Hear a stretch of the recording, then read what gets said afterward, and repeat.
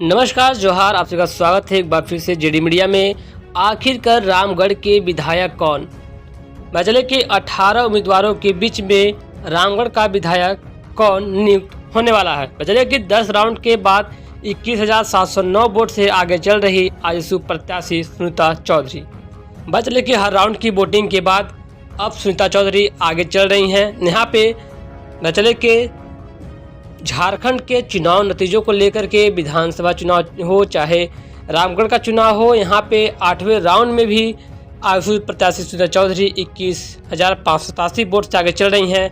वहीं बता चले कि यहाँ पे बजरंग महतो यानी कि बजरंग महतो पूर्व विधायक ममता जी के हस्बैंड है और उन्होंने अभी तक बढ़त नहीं बना पाई है और यहाँ पे 10वें राउंड की वोटिंग शुरू हो चुकी है। शाम तक नतीजा आते आते आखिर झारखंड की कमान किसके हाथ में सौंपी जाएगी या फिर रामगढ़ का विधायक कौन नियुक्त होगा, ये देखने योग्य बातें सामने आ रही हैं। आजसू प्रत्याशी सुनीता चौधरी ने 6ठे राउंड में ही पिछली बार से अधिक वोट हासिल कर लिया है, लेकिन वर्ष 2019 के विधानसभा चुनाव में आजसू प्रत्याशी सुनीता चौधरी को 71,224 वोट मिले थे, लेकिन इस उपचुनाव में 6ठे राउंड में ही सुनीता ने 72,398 वोट लाकर बढ़त लगातार बनाई हुई है। मालूम हुआ कि ममता देवी ने सुनीता चौधरी को 28,718 वोट से हराकर विधायक बनी थी, लेकिन आईपीएल मामले में दोषी पाए जाने के बाद ममता देवी की विधायकी चली गई। इसके कारण ही यहां उपचुनाव हो रहा है, जहां देखा जा रहा है कि अभी 9 राउंड की वोटिंग हो चुकी है, 10 राउंड की वोटिंग हो चुकी है, जिसमें 10 राउंड के बाद आजसू प्रत्याशी सुनीता चौधरी को 21,709 वोट से आगे चल रही हैं। इनमें 1,14,235 वोट मिले हैं, जबकि कांग्रेस के बजरंग महतो को 92,526 वोट ही मिले हैं। तो वहीं एक बड़ी अपडेट लेकर के आ रही है। बड़ी खबर है कि महंगाई पर कांग्रेस का हल्ला बोल, घरेलू गैस की कीमत में बढ़ोतरी के खिलाफ युवा कांग्रेस ने प्रधानमंत्री का पुतला दहन किया। जी हां दोस्तों, घरेलू और कमर्शियल गैस सिलेंडर की कीमत में वृद्धि के खिलाफ बुधवार को जिला युवा कांग्रेस के अध्यक्ष नीरज सिंह के नेतृत्व में साक्षी गोलचक्का पर प्रधानमंत्री का पुतला दहन किया। युवा कांग्रेस अध्यक्ष नीरज सिंह ने आरोप लगाया है कि केंद्र सरकार गरीब और आम लोगों के विरोध सरकार है। केंद्र सरकार ने घरेलू गैस कीमत में 50 और कमर्शियल गैस की कीमत में 350 रुपये की बढ़ोतरी की है। उन्होंने कहा कि हिंदुओं के पर्व होली से पहले यह केंद्र सरकार का तोहफा है। युवा कांग्रेस के नेताओं ने केंद्र सरकार के खिलाफ नारेबाजी करते हुए अविलंब मूल्य वृद्धि को वापस लेने की मांग कही है। तो वहीं दूसरी ओर झारखंड के विधानसभा के बजट सत्र का चौथा दिन और अल्लाह के नाम पर वोट मांगकर सरकार बनाया, जनता को ठगा, इन्हें पैसे लेने का कोई हक नहीं। बचले के अनुपूरक बजट की मांग पर सदन में विधायक भानु प्रताप शाही ने कहा कि यह ऐसी सरकार है जो डरपोक है और इन्होंने अल्लाह के नाम पर वोट मांगकर सरकार बनाई है। यह सरकार नहीं बल्कि बस की तरह चल रही है। हेमंत सोरेन ड्राइवर है और कांग्रेस पैसा वसूलने वाला कंडक्टर है और आरजेडी विसिल बजाने वाला खलासी। स्थिति यह है कि यह दिन भर कमाते हैं और शाम में जब बालू खान से आए पैसे का बंटवारा कर नहीं पाते तो आरोप लगाते हैं। इस सरकार को 60-40 की सरकार है। कांग्रेस की विधायक अंबा प्रसाद ने भी कहा था कि 60-40 का रेशियो चल रहा है। अब तो यह लोग नियोजन नीति भी 60-40 रेशियो में ला रहे हैं। बजले की विधायक भानु प्रताप शाही ने कहा कि इस सरकार में मंत्री का भरोसा सरकार में नहीं, विधायक सरकार पर भरोसा नहीं करते। उन्होंने कहा कि लोबरी मेहब्रम, स्टीफन मरांडी, अंबा प्रसाद, दीपिका पांडे, इरफान, नलिन सोरेन जैसे लोगों को सरकार पर भरोसा नहीं है। इस पर मथुरा महतो ने कहा कि भानु को हमारी बड़ी चिंता है। इसके बाद भानु प्रताप ने कहा कि नियोजन नीति पर सरकार ने कहा कि सर्वे कराया है, यह फर्जी सरकार है जिसका फर्जी सर्वेक्षण हो रहा है।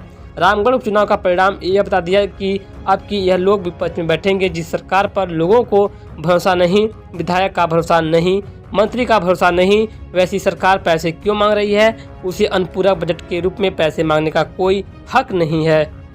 तो वहीं दूसरी ओर झारखंड के डॉक्टर 13 मार्च से जा सकते हैं अनिश्चितकालीन हड़ताल पर।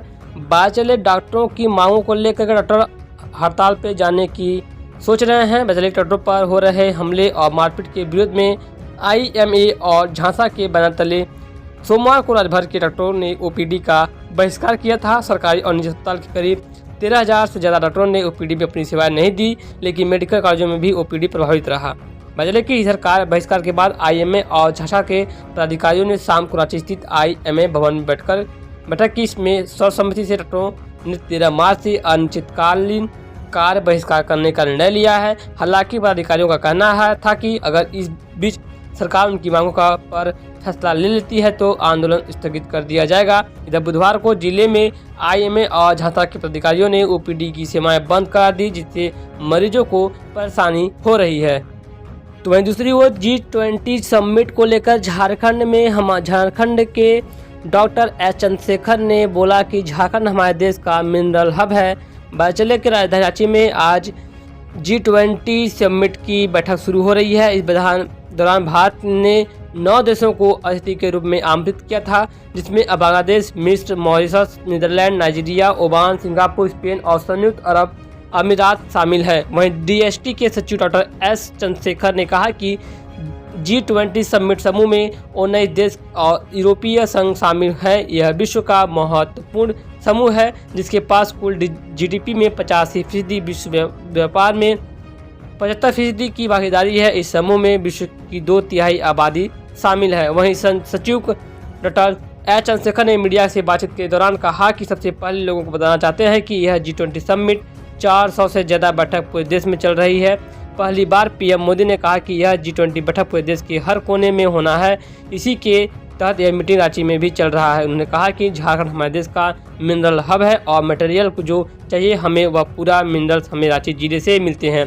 तो ऐसे में मीटिंग मिनरल फॉर एनर्जी चल रहे हैं। इनसे विनती करते हैं कि साथ में मिलकर जो ग्रीन हाउस गैसेस होते हैं और ग्लोबल वार्मिंग हो रहा है उसे रोकने के लिए आज दिन भर साथ में बैठकर मंथन करें और पूरे दुनिया में जितने भी देश हैं एनर्जी को ग्रीन की तरफ ले जाने का लक्ष्य रखे हैं। आगे उन्होंने कहा कि जो ग्लोबल वार्मिंग को हो रहा उसे रोकने के लिए सभी को साथ में काम करना है। उन्होंने कहा हम सभी साथी में साइंस इकट्ठा करके काम करें और अपनी जानकारी साझा करें। तो वहीं अगली बड़ी खबरदारी है कि टाटा संस्थापक दिवस को लेकर के जमशेदपुर में जुड़ा हुजूम। बचले के 1932 में पहली बार आयोजित हुआ था संस्थापक दिवस। बचले के टाटा स्टील द्वारा पहली बार संस्थापक दिवस समारोह 3 मार्च 1932 को बनाया गया था। इसकी परिकल्पना सबसे पहले DM मदन ने की थी। शुरुआत से ही इस समारोह के समग्र रूप से कंपनी के प्रति व्यापक वफादारी के साथ विभागीय उत्साह भरने के पैटर्न का अनुसरण किया गया। संस्थापक दिवस ने पूरे स्टाफ के प्रत्येक सदस्य को उस दूरदर्शी की स्मृति के प्रति अपने सम्मान को व्यक्त करने का अवसर प्रदान किया, जिनकी आस्था और निर्णय ऊर्जा और दृढ़ता का अस्थायी गवाह जमशेदपुर है। यह दुखद लेकिन दिलचस्प है कि 1989 में जब प्रदेश हमारे संस्थापक के शताब्दी समारोह में व्यस्त था, तब जमशेदपुर में 3 मार्च को श्रमिक संघ द्वारा पैदा की गई गड़बड़ी के कारण कोई कार्यक्रम आयोजित नहीं हुआ था।